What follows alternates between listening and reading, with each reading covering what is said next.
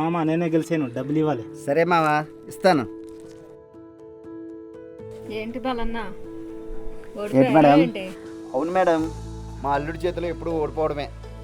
ఏంటో మీరు అష్టాచమ్మలో ఓడిపోతున్నారు, మిరియాలు పండించడంలో కూడా ఓడిపోతున్నారు. అదేంటి మేడం, మా అల్లుడు 3 బస్తాలు పండితే నేను 3 బస్తాలు పండించాను. 3 బస్తాలు పండించారు, కానీ మీ అల్లుడికి ₹1,00,000 వచ్చింది, మీకేమో 3 బస్తాలకి 80,000 వచ్చింది. అదేంటి అల్లుడు, నీకు ₹1,00,000 వచ్చిందా? అవును మామ, నేను ₹1,00,000 అమ్మా. అదేంటి మేడం అలా వచ్చింది? నాకు తక్కువ వచ్చింది, మా అల్లుడికి ఎక్కువ వచ్చింది ఏంటి మేడం? దానికి కారణం బల్క్ డెన్సిటీ. ఇద్దరు సమానంగా పండించినా కానీ దాంట్లో తేడా ఏంటంటే బల్క్ డెన్సిటీ. అదేంటి మేడం బల్క్ డెన్సిటీ అంటే ఏంటి? ఆ బల్క్ డెన్సిటీ అంటే ఏంటో ఈ రోజు మీకు చూపిస్తాను, పదండి.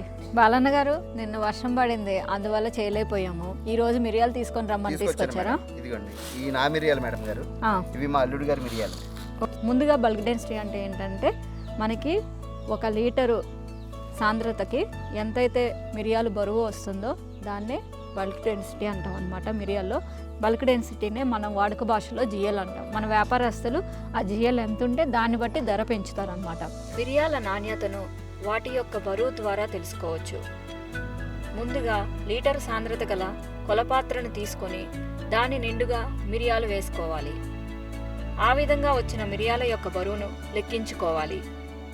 ఈ విధంగా లెక్కించిన అనంతరం 520 గ్రాములకు పైగా బరువు ఉంటే ఆ మిరియాలు నాణ్యమైనవిగా నిర్ధారించవచ్చు.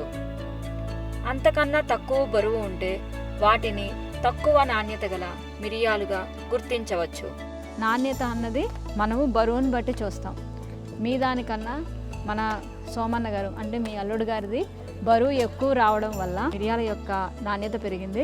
దానివల్ల షావుకారు మన సోమన్న గారికి 20,000 ధర ఎక్కువగా ఇచ్చారు, మీకు 20,000 తక్కువగా ఇచ్చారు. కాబట్టి నెక్స్ట్ టైం నుంచి మీరు ఈ విధంగా గ్రేడింగ్ చేసుకొని బల్క్ డెన్సిటీ చూసుకొని కనుక అమ్ముకుంటే ధర అన్నది ఎక్కువగా వస్తుంది.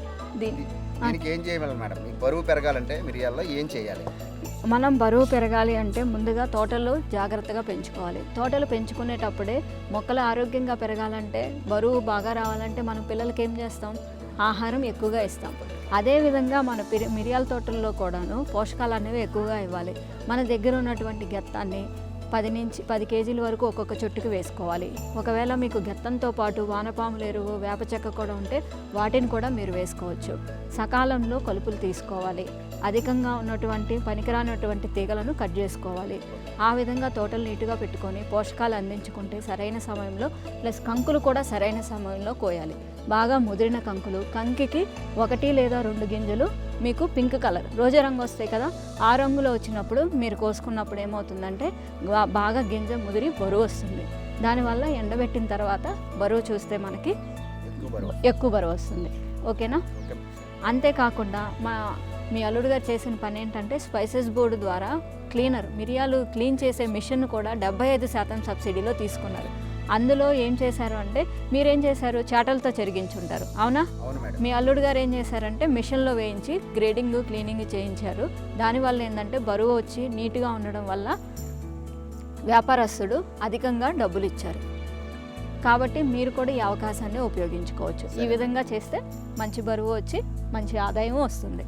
ఓకే మేడం, సరే. ఇవి వచ్చే సంవత్సరం నుంచి ఇదే మీరు చెప్పినట్టే యాజమాన్య పద్ధతులన్నీ అవలంబించి మంచి మెరుగైన దిగుబడి సాధించేందుకు నా వంతు ప్రయత్నం చేస్తాను. ఉంటాయి మేడం, నమస్తే. నమస్తే అండి. సాంద్రత ఆధారంగానే మిరియాల్లో నాణ్యతను బరువు ఆధారంగా లెక్కించవచ్చు. లీటరు సాంద్రత ఉన్న కొలపాత్రలో మనకు దిగుబడి వచ్చిన మిరియాలను తీసుకోవాలి. అలా వచ్చిన వాటిని బరువు లెక్కించాలి. ఇవి 520 గ్రాములకు మించి ఉంటే నాణ్యమైనవిగా నిర్ధారించవచ్చు. తక్కువ బరువు ఉంటే నాణ్యత తక్కువ ఉన్న వాటిగా గుర్తించవచ్చు. నాణ్యమైన వాటికే ధర ఎక్కువగా పలుకుతుంది. మిరియాలు నాణ్యతగా రావాలంటే పంటలో చేపట్టాల్సిన పనులు: మిరియాల మొక్కలకు ఏటా పోషకాలు అందించాలి. ఒక్కో మొక్కకు 10 కిలోల చొప్పున పశువుల పెంట, వానపాములు ఎరువు వేసుకోవాలి. సకాలంలో పంటలో కలుపు తీసుకోవాలి. పనికిరాని తీగలను ఎప్పటికప్పుడు తొలగించాలి.